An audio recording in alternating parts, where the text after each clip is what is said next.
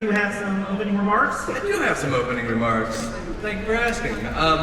First of all, I'd like to thank San Diego Comic-Con for hosting this amazing event. This is a giant room. It's a thrill for people. Thank you all for being here. And I want to thank Legendary for getting this movie made in the first place, Cineverse for getting it out into the world in the first place. And of course, none of us would be here at all if not for Lloyd Kaufman and Michael Hers.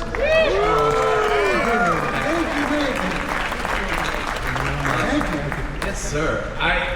You know, the driving concept in making this movie was the idea that we wanted the fans of this character and this franchise and this Troma universe who've kept it alive for decades, literally, to feel served and seen. And so that's how we approached the making of this movie, to make something for them. And the phrase that I had in my mind about it was that it's not going to be for everybody, but for the people that it is for, it's very much for them. So I'm thinking that's all y'all. So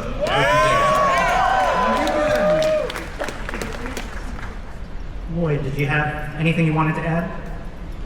Well, it isn't just making a movie, it's making a movie, ladies and gentlemen. Okay.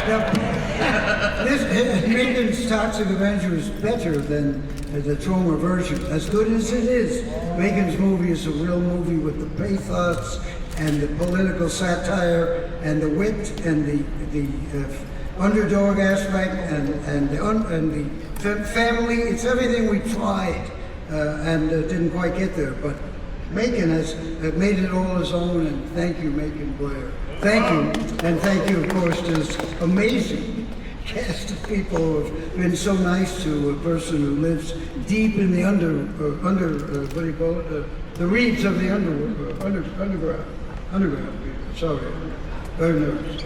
And thank you again to Cinelis, who've been so making us into a nice family, and to you guys who welcome me to bosom, so to speak. Thank you, Lloyd. Troma likes bosom. We love bosom. So Lloyd, take a look behind For the high humor. Sophisticated. We have something behind you, Lloyd. Oh, wait now, just wait a minute.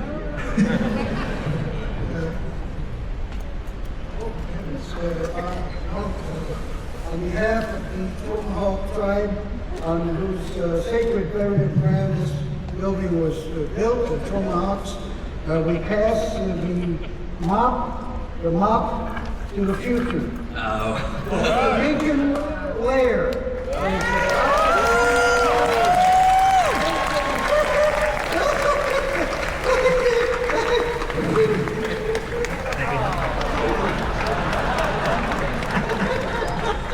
There you got it. Passing of the mop. Wow. All right, we're gonna get into the movie here, Megan, and I'm gonna start with you here. When you knew you were gonna make your own Toxic Avenger movie, what did you want to tackle first?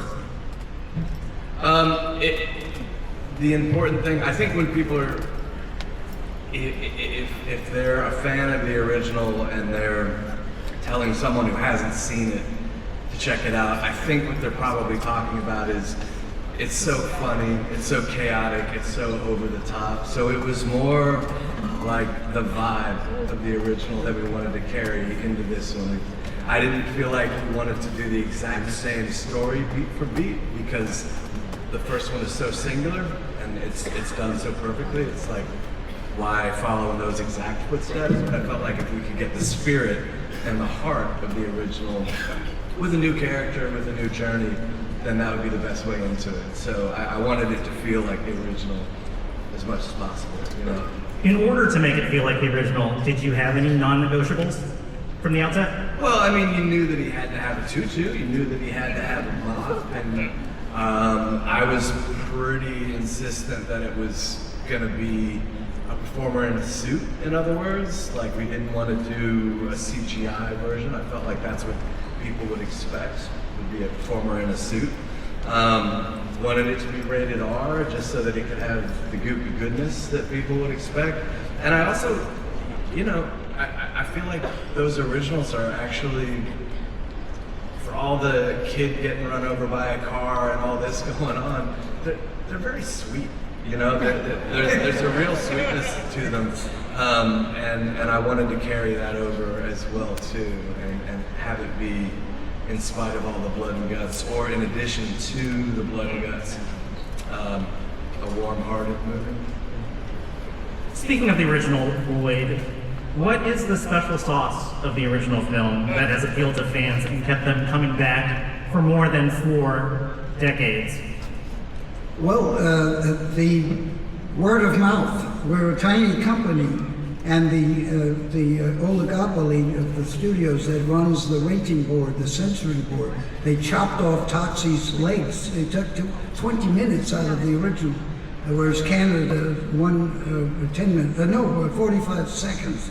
So the movie got screwed, but eventually people were able to get the director's cut with the full head crushing that I think Spielberg used in his next film, and Scorsese's been using head crushing too now. But finally, the word of mouth, you can't buy it. Rupert Murdoch, with all the money, he cannot buy word of mouth. Can't do it. It's got to be the fans. And it's thanks to the fans that phone is here for 52 years.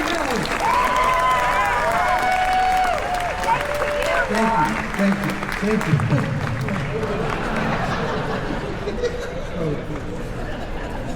Elijah, I want to go to you next. You've been a consistent champion of the horror genre in all forms, from blockbuster to indie, film to TV, for many years. Why do you love the horror genre so much? What is it about it? I love horror and genre in general because of the possibilities. You know, I think it's genre film, which horror is a part of, allows for anything creatively in ways that you're restricted a little bit if it's something that feels like a standard drama or a standard comedy. And I love those restrictions being lifted. This movie is filled to the brim with ideas and fun and playing with the medium. And this wouldn't be possible if it was sort of confined within a sort of box. And that's what I love about genre.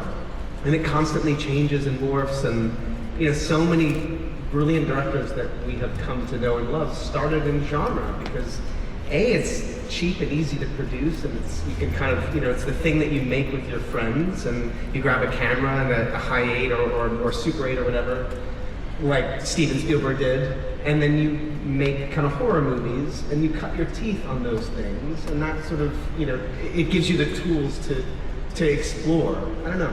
There's a lot of imagination in genre. As horror characters go, your character Fritz is instantly iconic, I would say. Where do you see your character Fritz going from here? Well, I don't want to ruin anything for anybody who hasn't seen the film, but he's got there's a beating heart in there. He's doing his brother's dirty work. He's managing the Killer Nuts. You'll come to know who the Killer Nuts are when you see the film. Great band. I don't know, he probably continues to manage the Nuts after this, and I don't know, we'll see. I believe that he's got a real heart, though. You're in for a treat, Fritz, I'm telling you. Taylor Page, the chemistry between you and Toxie is one of the best parts of the movie. Thank you. For real. What is the most fun part of playing across a wildly unpredictable character like Toxie? Keeping me on my toes, being able to talk a little, I guess I shouldn't say S-H-I-T, right? But I just spelled it. Scheibe. Spontaneity. And this guy.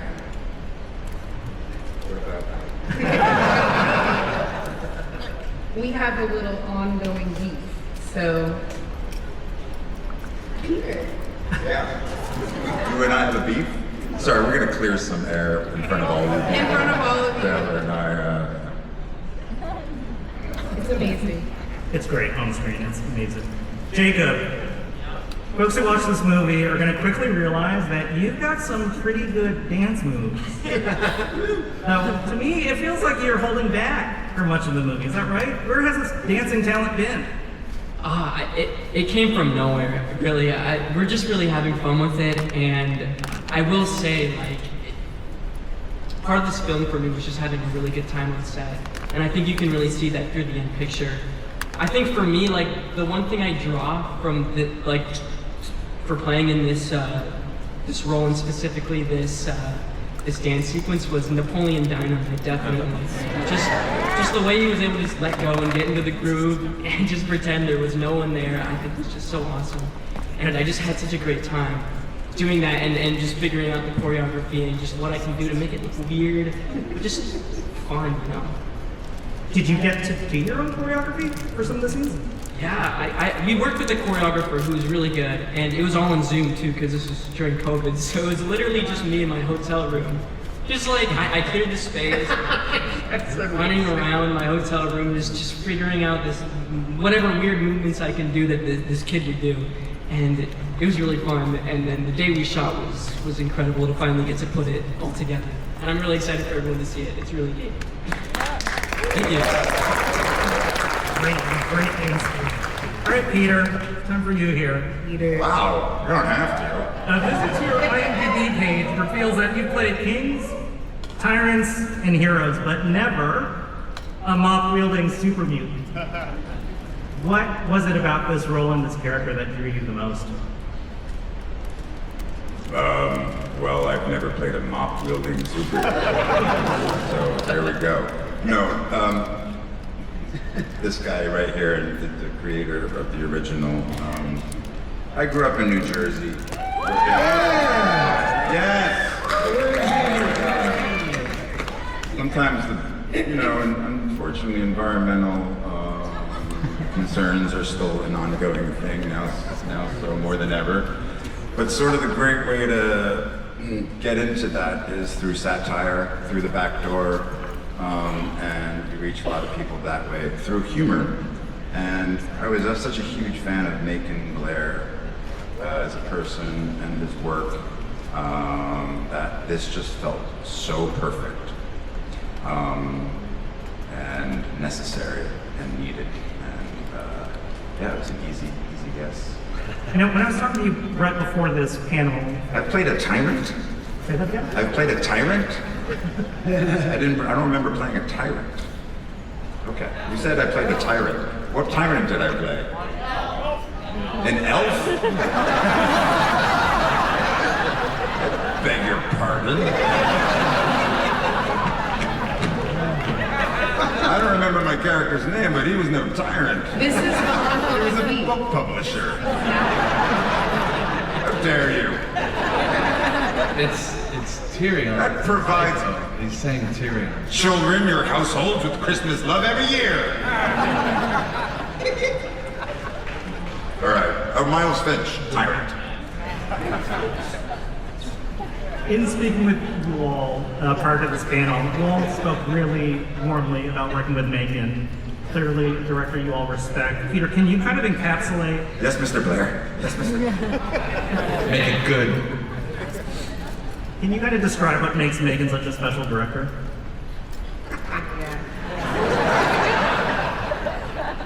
Well, he's an incredible actor. Yeah. It's really fun to work with an actor. We have a consideration, actors have a consideration for what we go through. Our bodies are our instruments. I don't want to talk shit about you right now. I want us to enjoy film. Okay, he sucks. No. Macon is kind and considerate and gracious and open to ideas and collaborating, and it could be the stupidest idea and he's like, okay, let's try it. And then he's like, we're doing that. And it's just, it's inspiring, it's expansive, it's fun. We're having fun, we're making movies. I love how Macon sees the world. And that's like true of all the artists I love about how they see the world. They see the world from a different angle. And I think that's inspired and makes great art. That's getting really I don't know. Great human, great writer. I don't know what else to say. He's really good at basket weaving. Knows how to make a grilled cheese sandwich. Very particular about it. And cheeseburgers, actually. Quite particular about cheeseburgers. Megan, was there any practical effect or scene that was particularly disgusting or challenging to execute? Like how we... There's one. Are we doing spoilers? We can do spoilers, right? Yeah, why not? Your call. There was one. I mean, nothing was disgusting. It was all like the briar patch for me because when we were first teaching ourselves how to make movies as kids, before we were getting into story or lighting or anything like that, it was about special effects, like how to do makeup and blood and guts and that sort of stuff. And so this was like a return to, you know, making a movie in 7th grade with your buddies in that respect, which was a lot of fun. So it wasn't disgusting, but there was one where, let's see, just to skirt around a spoiler, where somebody ends up, say, hypothetically head first in the engine block of a car, and it's turned on, and they get kind of ground up, sort of Cuisinart style. And that was just a lot of moving parts and pumping fluids that we had to coordinate. It took a lot of trial and error until we finally got it right, but it was, yeah, that was probably the steepest hill to climb. Lloyd, fans love an Easter egg, and this movie is packed with a lot of Easter eggs. Did you have a favorite callback in the movie? The commissioner of the great city of New York is in the audience, and I'm lucky enough to be married to her. But Macon has a store in the Tromaville Street called Pat's Butcher Shop, I believe. Yeah. Which is, if you've been married for 51 years, it's a perfect thing. By the way, may I say something? Yeah. Speaking of Toxic Avenger and Comic-Con, it's a long haul, obviously, but we stand on, you know, I'm 80 years old, we stand on the shoulders of many great filmmakers, but we had help from two major Comic-Con people, Stan Lee, with whom I was friendly for 50 years, who got the Toxic Avenger comic book done and all sorts of stuff for us, and we wrote a script that these guys are going to make, Night of the Witch, but also Roger Corman, who was who also a 50-year friend who helped Troma a lot and helped us meet people, and is the executive producer of Lily Hayes Kaufman's new movie, Occupy Cannes, about the Cannes Film Festival, and Toxie's got a major part in it. Not the beautiful Toxie, but the old Toxie. In that movie. Anyway, Stanley and Roger Corman are really a major part of why we got to where Troma is, without a doubt. As well as Charlie Chaplin, Samuel Fuller, John Ford, Woody Allen, Stan. And our fans, Troma is a fan-fueled company. Everybody who's ever worked or been in our movies, they're all fans. It's all our employees. And James Gunn was a fan who worked for us, and so many others. Fan-fueled. We've been so lucky. All right, this next question is for the actors. We'll start with Jacob and move down to Peter here. The question is really about the creative swings in this movie. A lot of big swings here. And as an actor, I would imagine it's a lot of fun to take some fun, safe, creative risks. So the question is, what's a big creative risk you took in this movie that you're most proud of? I don't know if it was really a creative risk because it kind of just happened. I think we were doing the scene where, well, it was the dance scene, but it was kind of after the dance happened. He does this thing where he smashes watermelons and stuff on the stage. But we have this bat. I don't know if you remember this, but I'm smashing it, and we must have done this so many times. But I smashed it, and the bat like broke and like completely swung off stage. I was worried I almost did something like it. But yeah, I just remember it was just it was just such a moment that was just in the flow, and it was just really fun. And yeah, it just I had a great time doing that, and just seeing all like the practical effects and all that was just amazing for me. And just seeing the kind of art behind that. I know this wasn't really like kind of a creative swing, but also just like watching Peter was just incredible in this film. Just like just seeing what he did there's so many scenes where I have to act like I'm unhappy with him because he's my stepdad and I'm kind of grumpy and this and that. But I had to hold it together and just pretend I didn't absolutely love this guy.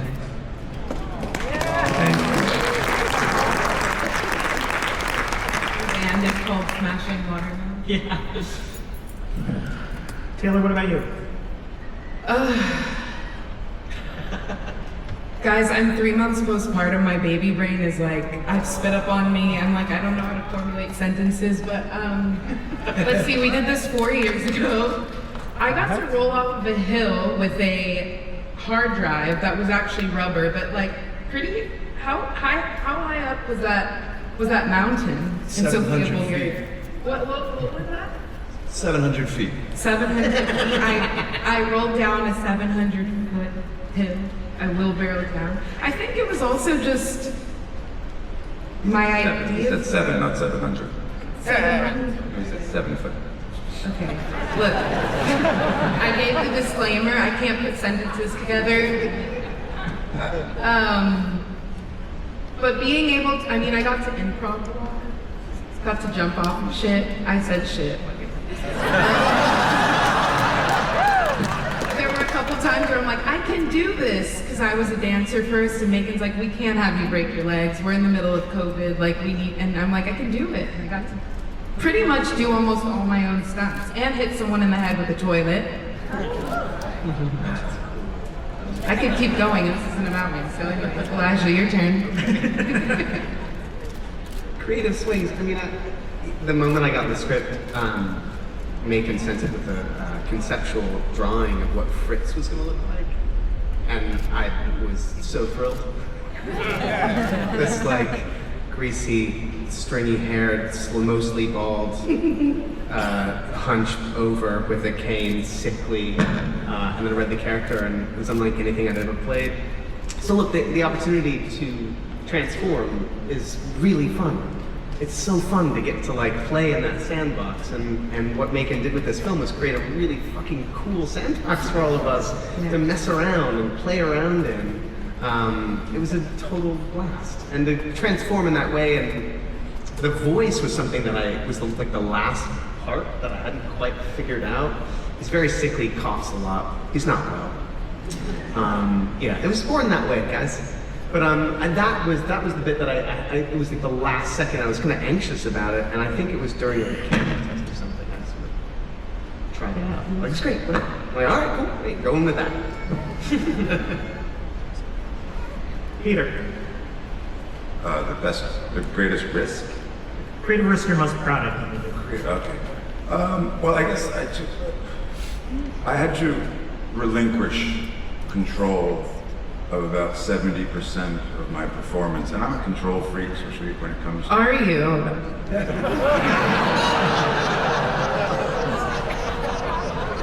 There is some history there. For you. She didn't mean it. She didn't mean it. I had to... 70% of my... over 70% of my performance is not me. It's Louisa, our incredible stunt body double, who was in the toxic prosthetic suit in 100-degree weather for 3 months in Bulgaria. And I shot for about 4 weeks at the beginning of the movie. And then Louisa took over. And she did everything that you see as the toxic creature. And for me, that was a real exercise in trust. And relinquishing something that was really important to me. But we knew going in that was the deal, part of the agreement, and it turned out to be the best decision this movie, everybody made, because you put me in that in 100-degree weather, and you're going to hear the inner diva in me complaining. No, so that was, and it was sort of perfect, because then we laid down my voice on top of it in post, and Louisa and I rehearsed. She studied all my movements like a hawk, and does a better me than I do of me. So that was sort of a leap of faith and trust that I had to overcome, which turned out to be absolutely exhilarating for me. Megan, I lied. I said this was just going to be for the actors, but they've given such thoughtful answers. I'm curious, as a director, what was a creative risk you were proud of? I think it was just trusting that if the things in the movie were funny to me, that it would find a home with an audience, and some subsection of folks out there would also find it funny. And that's what I trusted, and that's what I went with, but that was sort of the metric for what was in the movie and what wasn't, was just like if it gave me a chuckle or not. So that's what I trusted, and we'll see how that lands, but that was sort of the compass I was working with. That's awesome. We're gonna now have some fans ask some questions for Megan, Lloyd, and the cast. So I'd like to invite you to step up to the microphone to ask your question, and just a friendly reminder to be respectful to our panelists and to one another. Hey guys, my name's Sam. Hi. Hey, Sam. Hi. So I noticed that the Toxic Avenger uses a mop in a lot of action sequences. My question's for the cast. Is there any other janitorial equipment you guys would use to fight people? Oh, that's such a good question. I would just push everyone in a trash can, I guess. Squeegee. I mean, I used a toilet, As a weapon. but I guess I would also take soap, put it all over the bathtub, put you in the bathtub and then push you so you slide and fall and hit your head. But in the context of this film, obvious. Windex in the eye. Oh, here's a tyrant. Look, everybody, a tyrant is here.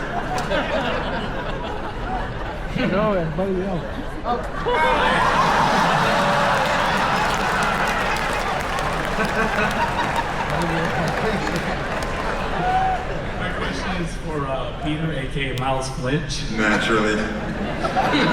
What's it like to play a tyrant? Let me know. No, I'm just kidding. My question for you is, when you got the role, did you rewatch the movies, the cartoon, or read any of the comics to prepare for your character? Are we talking about Toxic Avenger? Okay. Sorry, the costume. I thought it was specific to something else in my canon. No, again, I was very well aware of Lloyd's amazing original Toxic Avenger. I was like the exact perfect age for it. It was the time of Betamax and VHS, and it was R-rated, so somebody had an older brother. There was always an older brother. Megan and I were talking about this earlier, that somebody had that, and their parents were like not around. My parents watched Masterpiece Theater and made us read books. But my friend had an older brother, and we got the Betamax copy of it. And it felt taboo, and it was awesome, and there was like some nudity in it, and it was like, cool, this is wild. And we live in New Jersey. Yeah, again. So it was fantastic. So yes, I had that in my brain going into this one, and and then Megan just completely reimagined it all. Thank you. Your costume's dope. What did you say? Oh, I can get angry really quick. It says, by the way, a little known fact, Peter. Not just older brothers brought home the Toxic Avenger video cassette. Because of the poster, originally it looked like a cartoon.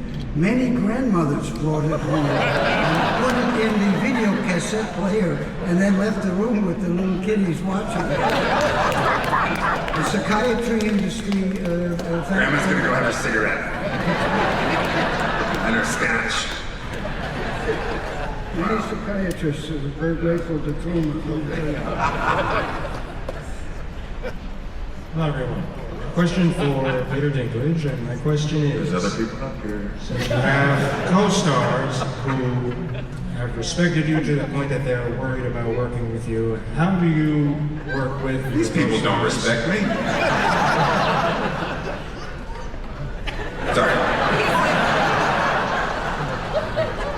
How do you work with your co-stars to bring out your best performance and help them bring out their best performances in the roles they're in? Good luck. I mentioned that 75% of it wasn't me, right?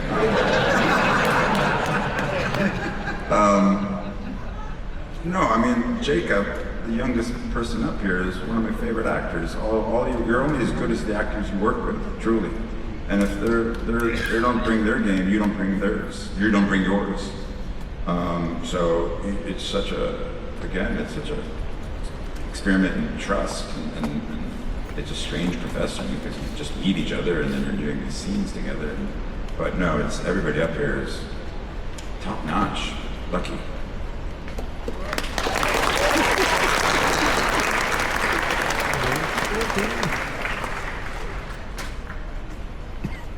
Hello, I'm Nico Holt. This goes out to Peter Dinklage. How Ever did see Lord you- of the Rings?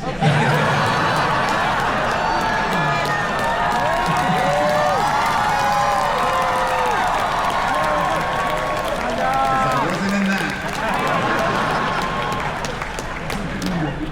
How did you balance playing Wilson Goose as both a beaten down janitor and the mutated toxin to bring out both hero and the horror? What did I tap into? Again, this is the rigorous answer. How did you balance playing Winston Goose, the character, as both a beaten down janitor and mutated toxin to bring out both the hero and the horror? Right. Well, it's making this beautiful script.